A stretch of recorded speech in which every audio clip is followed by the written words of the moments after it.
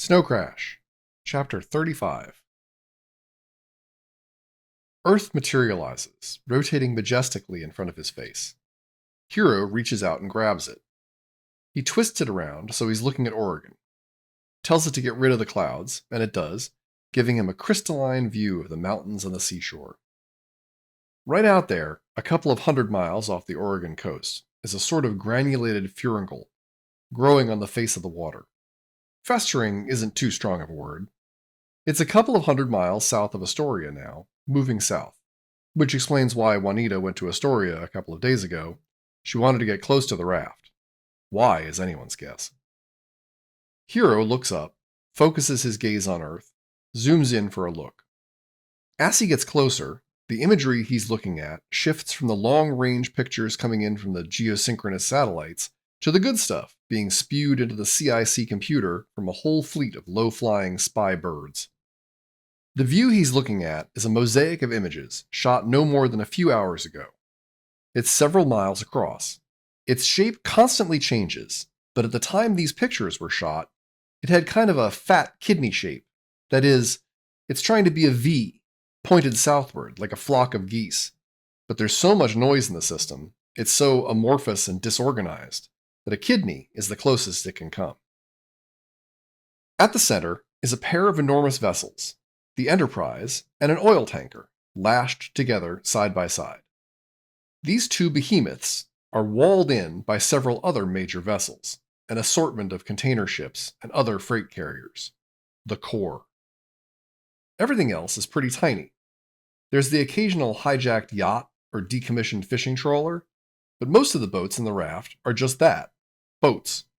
Small pleasure craft, sampans, junks, dhows, dinghies, life rafts, houseboats, makeshift structures built on air-filled oil drums and slabs of styrofoam. A good 50% of it isn't real boat material at all. It's just a garble of ropes, cables, planks, nets, and other debris tied together on top of whatever kind of flotsam was handy. And L. Bob Rife is sitting in the middle of it.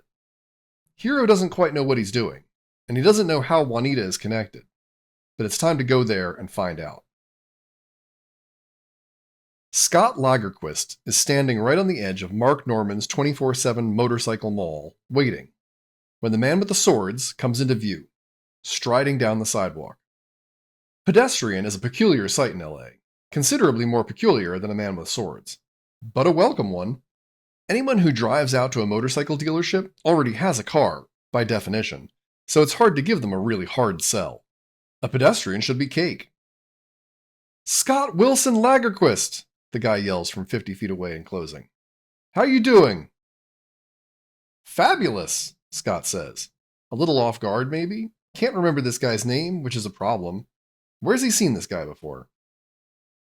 It's great to see you, Scott says, running forward and pumping the guy's hand.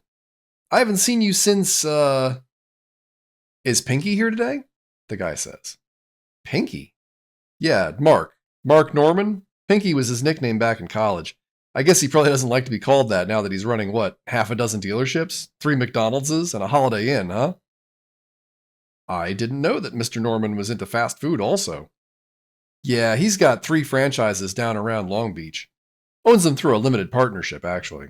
Is he here today? No, he's on vacation? Oh, yeah. In Corsica. The JCO Hyatt, room 543. That's right. I completely forgot about that. Well, were you just stopping by to say hi, or... Nah, I was going to buy a motorcycle. Oh, what kind of motorcycle were you looking for? One of the new Yamahas with the new generation smart wheels?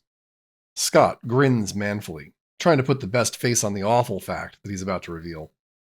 I know exactly the one you mean, but I'm sorry to tell you that we don't actually have one in stock today.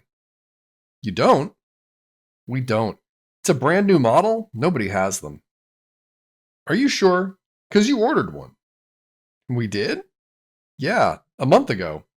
Suddenly, the guy cranes his neck, looks over Scott's shoulder down the boulevard. Well, speak of the devil. Here it comes. A Yamaha Semi is pulling into the truck entrance with a new shipment of motorcycles in the back. It's on that truck, the guy says. If you can give me one of your cards, I'll jot down the vehicle identification number on the back so you can just pull it off the truck for me. This was a special order made by Mr. Norman? Yeah, he claimed he was just ordering it as a display model, but it kind of has my name on it. Yes, sir, I understand totally. Sure enough, the bike comes off the truck, just as the guy described it, right down to color scheme, black, and vehicle ID number. It's a beautiful bike. It draws a crowd just sitting on the parking lot. The other salesmen actually put down their coffee cups and take their feet off their desks to go outside and look at it. It looks like a black land torpedo. Two-wheel drive, Natch. The wheels are so advanced, they're not even wheels. They look like giant, heavy-duty versions of the smart wheels that high-speed skateboards use. Independently telescoping spokes with fat traction pads on the ends. Dangling out over the front, in the nose cone of the motorcycle, is the sensor package that monitors road conditions, decides where to place each spoke as it rolls forward, how much to extend it, and how to rotate the footpad for maximum traction. It's all controlled by a BIOS, a built-in operating system, an onboard computer with a flat panel screen built into the top of the fuel tank. They say that this baby will do 120 miles per hour on rubble. The BIOS patches itself into the CIC weather net, so it knows when it's about to run into precipitation. The aerodynamic cowling is totally flexible, calculates its own most efficient shape for the current speed and wind conditions, changes its curves accordingly, wraps around you like a nymphomaniacal gymnast. Scott figures this guy is going to waltz off with this thing for dealer invoice, being a friend and confidant of Mr. Norman. And it's not an easy thing for any red-blooded salesman to write out a contract to sell a sexy beast like this one at dealer invoice. He hesitates for a minute, wonders what's going to happen to him if this is all some kind of mistake. The guy's watching him intently, seems to sense his nervousness, almost as if he can hear Scott's heart beating. So, at the last minute, he eases up, gets magnanimous. Scott loves these big spender types, decides to throw in a few hundred Kong bucks over invoice, just so Scott can pull in a meager commission on the deal. A tip, basically. Then, icing on the cake, the guy goes nuts in the cycle shop. Totally berserk. Buys a complete outfit. Everything. Top of the line. A full black coverall that swaddles everything from toes to neck in breathable, bulletproof fabric, with armor gel pads in all the right places and airbags around the neck. Even safety fanatics don't bother with a helmet when they're wearing one of these babies. So once he's figured out how to attach his swords on the outside of his coverall, he's on his way. I gotta say this, Scott says as the guy is sitting on his new bike, getting his swords adjusted, doing something incredibly unauthorized to the BIOS. You look like one bad motherfucker. Thanks, I guess. He twists the throttle up once, and Scott feels, but doesn't hear, the power of the engine. This baby is so efficient, it doesn't waste power by making noise. Say hi to your brand new niece, the guy says, and then lets go of the clutch.